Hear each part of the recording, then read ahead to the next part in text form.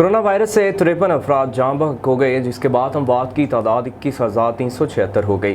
पाकिस्तान में कोरोना के तस्दीक शुदा केसेस की तादाद 9,35,013 हो गई। National command and operation centre के ताज़ा तरीन अदाद-ओ-शुमार के मुताबिक गुज़िश्ता 24 घंटों के दौरान 1,383 नए केसेस रिपोर्ट हुए।